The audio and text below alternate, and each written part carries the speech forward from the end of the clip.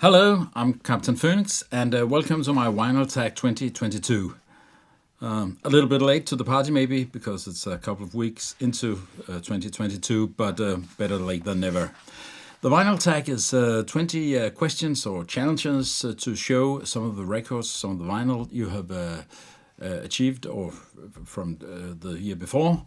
And I've chosen this 20 questions, 20 challenges here. It's from Massy, Norman Maslow's channel. There have been several different versions out, but I've taken this one. You can pause it if you want to read all the questions here. So we start with the favorite album purchased in 2021. And for me, that was, well, I must admit, it is this one.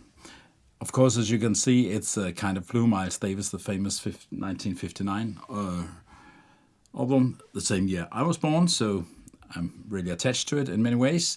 This is the Analog Productions version, which I'm sure a lot of you have heard about and seen and maybe own. It was a little difficult to get it in the right in the right quality. There were some issues with the first pressings. Mine was number 693, so we had to get some replacements. It took some time. It also cost a little extra. I'm living in Denmark, so it was, the customs were were charging me the VAT every time I got a replacement. So, it got a little more expensive, but it's an incredible record. It's a good quality in the end. So this is, I think, my favorite purchase. It almost ended up being the next thing I'll present to you, the record I spent the most on in 2021, but it isn't. It's this one. It looks very, very boring, and it is not even a record, not in the normal sense, meaning that it's not a record that has been pressed, it's not made of vinyl. What I have here is, I'll open it a little to show you, is a lacquer. It's a lacquer, meaning that it has been cut from a copy of the master tape made by an Austrian company called Supersense. And this one is Stan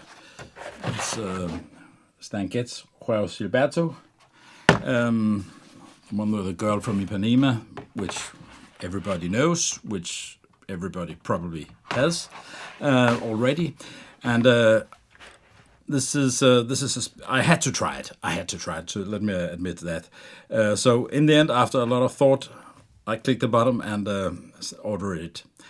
And they only made in 99 copies, and mine is number 97. So it was just before they ran out of them.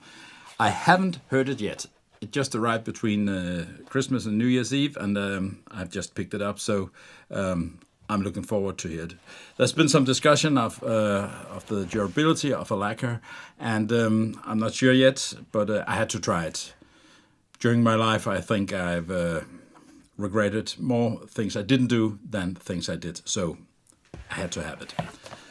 That was number 2, the record I spent the most on in 2021. Question number 3 is an album by the first person I saw live. And it is my first record. My first concert was with the Slade, the British rock band Slade. Here's the Slade in Flame. I think it was from a movie which I have not seen. They were a little bit more glam on this period here. So Slade in Flame, and I still like it. Some of it still holds up. So that's nice. So nice. Number 4. Show a record from a brand new band or artist you got in 2021. Well, it's not a new artist, but it's a new artist to me, and I think that's what the question is about. Barney Villain or Barney Villain. He's French. This is the record French Ballads. Great photo there. It's a really a good super good record. He was a sax player, tenor saxophone. He died in '96, only 59 years old. And I thought I had never heard him. So this one was issued this year, 2021, by Element Records, and it showed that I had actually had a record with him. This is the Miles Davis record from 57, I think, called "The Elevator to the Gallows," "L'Ascenseur pour l'échafaud," and it's film music. And Barry Villain plays the saxophone here. This is pretty much made in the same way as Kind of Blue, which I showed you. Only a very few things written down before the recording started, and then Miles and the group just recorded. So that was a new record, a new name for me. Number 5, show an album in Still and Shrink. And this one is Bob Dylan's first record, self-titled record, and it's, as you can see, Still and Shrink. It's the Mobile Fidelity version, mono 2 LPs. And why is this Still and Shrink? Well, actually, it's been some time ago since I bought it, some months. And I was really wanting to get all of his early recordings. And then there's a box set. The original mono, I think it's called the original mono box by Bob Dylan, and I'm awaiting that. I just found one, so it's on its way. So I don't know if I'll keep this one. It's still in shrink, and it's going to be there for a little while still. Okay, number 6, concept album. This one, as you can see, is Kraftwerk, the German group. Die Mensch Machine. It's a Maschine. Die Mensch Machine, the man machine in English. This is the German version. It's really cool album record. As you see, it's on red vinyl, like the cover, the jacket, and it's with a lot of good images in this little booklet inside here. It's really a great concept. It's the 2009 remastering, digital remastering, which I normally do not like, but I think it doesn't do that much damage, if you can say so, for Kraftwerk. It's very techno-oriented music, so maybe it even fits well there. A record I love, but I haven't given much love of lately. Well, this is here, Jethro Tull, Thick as a Brick.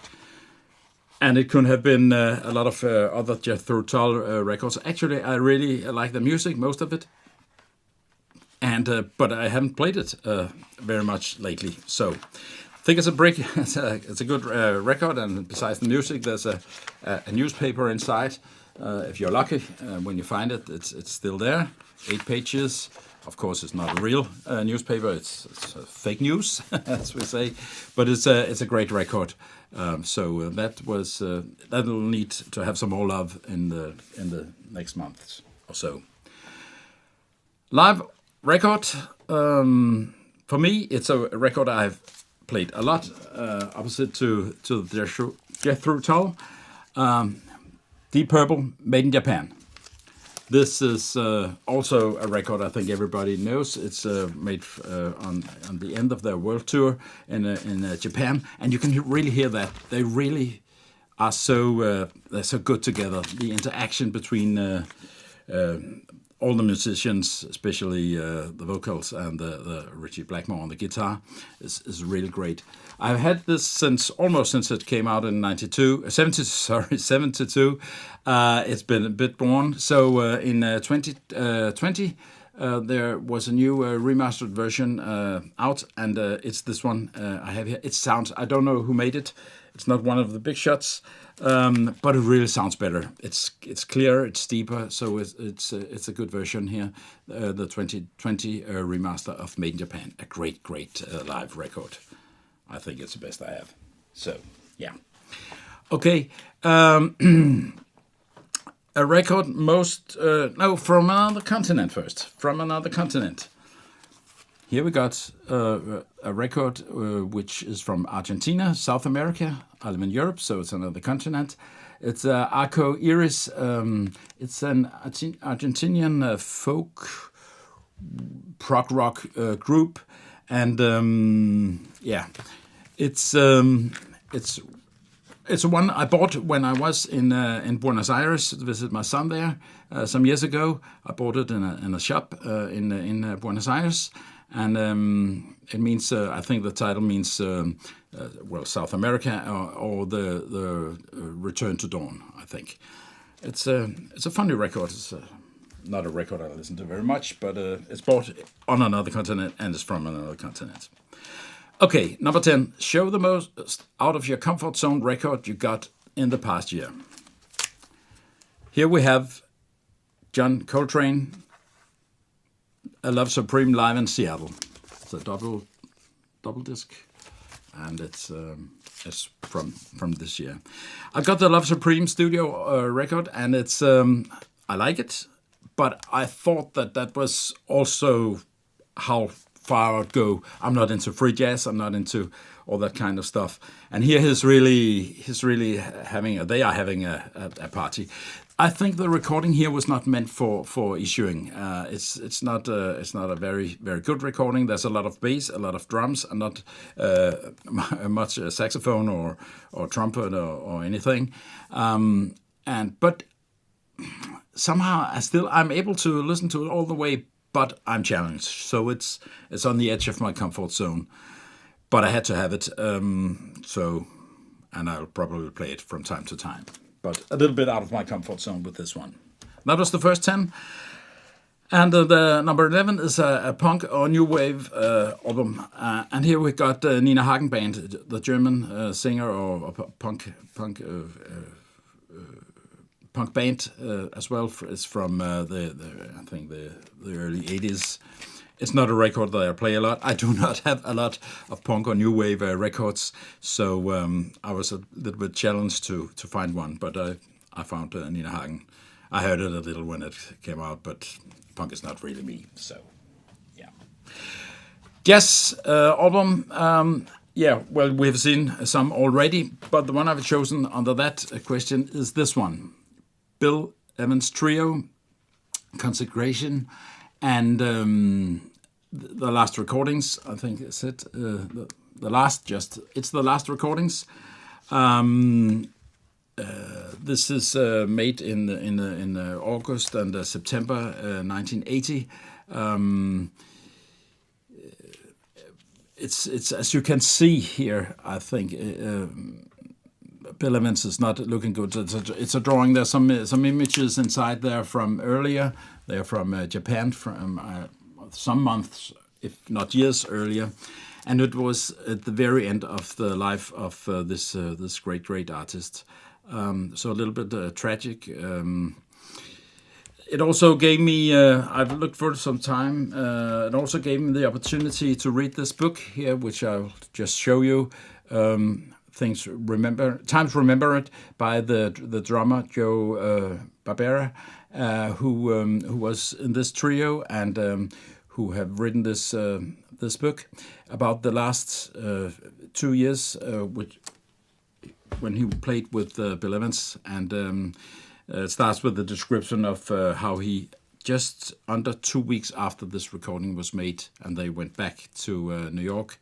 When he drove Bill Evans to the hospital, had to carry him out into the car, had to carry him into the hospital, and he died a little later. So it's really the last. But he had a switch. He could kind of switch on, and when he was on the stage, he was almost performing as good as he did when he was on his best on this record. So still great art, though it was just before closing time. Yeah. Soundtrack. Yellow Submarine, The Beatles. This version is not the one many people are used to see. It's one where we have Beatles, ordinary Beatles tracks on both sides. Normally, side 2 is some music composed by George Martin, the producer. This one got my attention from a channel, Polygon Auctions. Andrew Milton runs that from Polygon Auctions. He knows everything about the Beatles. He suggested this one in one of his videos, and it's a great record. It sounds great. Some years old now, and it's really it sounds good. It's not the best Beatles record, but it's a film music soundtrack. Okay, here comes the question of record or album with no writing on the jacket, and I'll show you this one. I hope I can show to you with all the without too many reflexes. I think that'll work. Look at this image. Yeah. This is Nathan Davis live in Paris. It's a triple record. It's on the French label Sam Records. A one-man company. It's really great what he does. Sending out a lot of records recorded in France and Paris, most of it. And there's even more great images here. Nathan Davis with, it must be his very young baby here. And obviously we are in Paris, which we can see. The images here, the photos are taken from by Jean-Pierre Leloir, a French photographer who has taken a lot of good photos from the jazz scene in Paris in these years. So it's really it sounds as good as it looks. So that's a great one. Okay, and here comes a colored vinyl album. This is Delvan Lamar Organ Trio, which I Told You So. I think their third or their fourth record. It's a trio from Seattle, I think, and here's the pink version. A lot of records are out on different colors, colored vinyl now, so it's not so unusual as it was some years ago. But this record is funny to give it a pink, maybe a little girlish color. It's certainly not a girlish band. The three gentlemen here, I think you can see they're performing live. I almost got to see them in Sweden a couple of years ago, just when the Corona crisis hit us. They had to cancel it. Now I got the tickets for here in May to listen to them in Paris, a New Morning Jazz Club in Paris, and I'm looking so much forward to it. It's really a great band. There's so much fun and rhythm and good feeling, good vibrations in the music. They've got a lot of it available on YouTube. Delvan Lamar Organ Trio. Okay, my pride dig of 2021. It's not, I think, what many people normally think of as a dig, but this one I'm very proud, happy, anxious, anything to have here. It's Bill Evans again. Sunday at the Village Vanguard, a record I've had for some time. It's maybe his best record. I visited a little shop connected to a pressing plant here in Copenhagen in Denmark called Nordsø Records. They have a little shop, and they had a few copies of this one. Still, it's sold out. It's limited. It's limited to 3,000 copies, and it's sold out. And I managed to persuade the owner to sell me this one. It has not been opened yet. I have it in other formats. I'm waiting for the right occasion to to celebrate it, to open it, and to listen it. It's a one step from mobile fidelity, so it should be in the best quality possible. I'm looking very much forward and very happy to it. It costs a lot. Too much probably on the market, but he was kind, so it didn't ruin me. It wasn't the most expensive from 2021. Yeah. Okay, a record from a band in the past that you totally bypassed until recently. Here we got a 10cc, the British band. This is the record How Dare You.